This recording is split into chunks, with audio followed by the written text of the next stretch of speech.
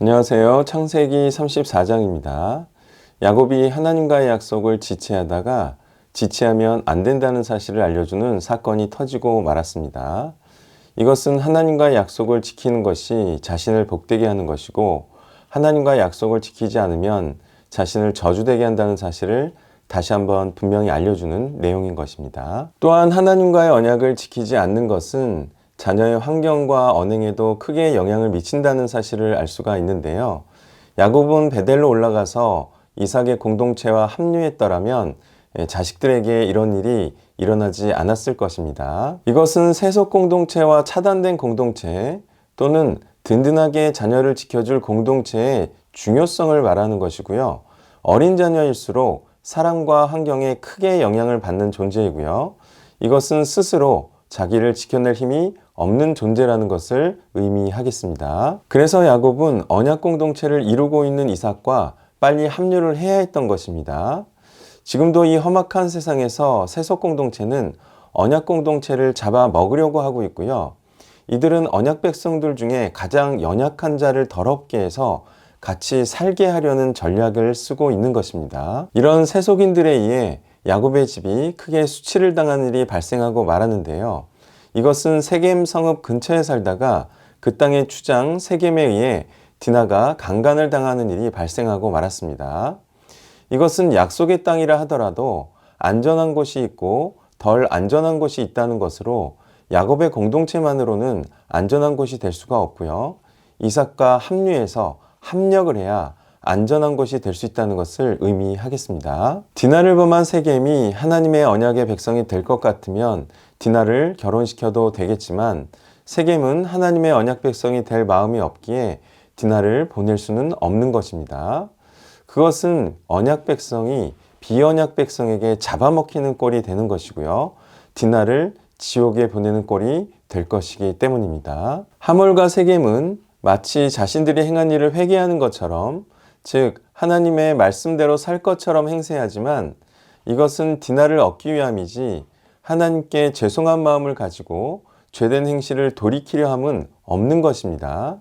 다시 말해 이들은 자신들이 행한 일에 대해서 후회 없는 태도를 보이고 있는 것입니다. 또한 이들의 제안은 은근히 자신들의 혜택을 나눠주려는 것처럼 말하고 있지만, 23절에서 세겜은 야곱의 가축과 재산들을 차지하기 위해서 이런 제안을 하고 있음을 알 수가 있습니다. 자신이 잘못했음을 인정한다는 것은 자신에게 손해가 되는 일을 감수함으로 죄값을 치른다는 것을 의미하는 것이지, 죄를 행함으로 얻는 것도 얻고 또 더 얻겠다는 것은 죄를 계속 행하겠다는 것입니다. 죄를 행함으로 더 좋아질 것 같으면 죄를 행하지 않을 이유가 없기 때문입니다. 이들은 자신들이 죄를 행했음에도 혜택을 베푸는 자처럼 행세를 하고 있는 것입니다. 이것은 용서를 비는 입장이 아니라 은혜를 베푸는 입장인 것입니다. 이것은 이들이 낮아지려 하지 않고 빌지 않고 부끄러워지지 않고 사죄를 받으려고 하는 것이고요. 이런 식의 태도로는 속죄와 용서를 받을 수가 없는 것입니다. 이런 자들은 외형적 할례는 할 수 있고 받을 수는 있어도 마음의 할례는 할 수도 받을 수도 없는 자들인 것입니다. 13절과 14절을 보겠습니다. 야곱의 아들들이 세겜과 그의 아버지 하몰에게 속여 대답하였으니 이는 세겜이 그 누이 디나를 더럽혔음이라. 야곱의 아들들이 그들에게 말하되 우리는 그리하지 못하겠노라. 할례 받지 아니한 사람에게 우리 누이를 줄 수 없노니 이는 우리의 수치가 됨이니라.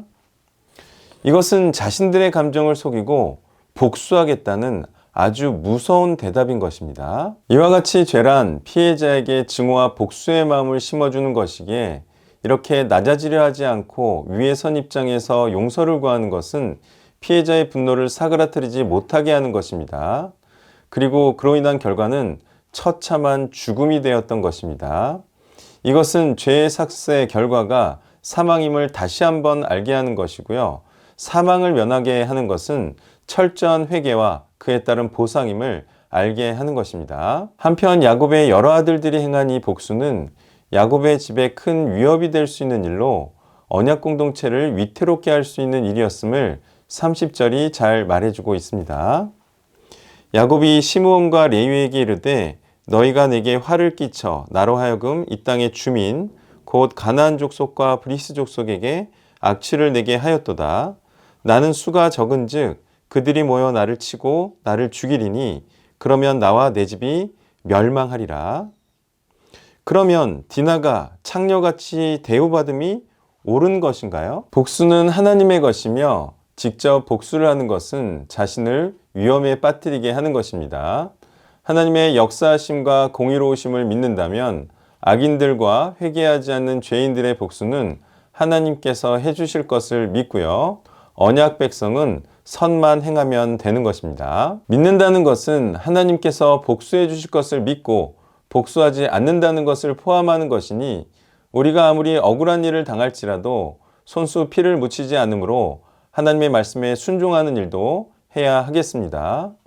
물론 다시는 피해를 주지 않도록 방어하는 일과 재발 방지를 위한 장치 마련은 해야 하겠습니다. 감사합니다.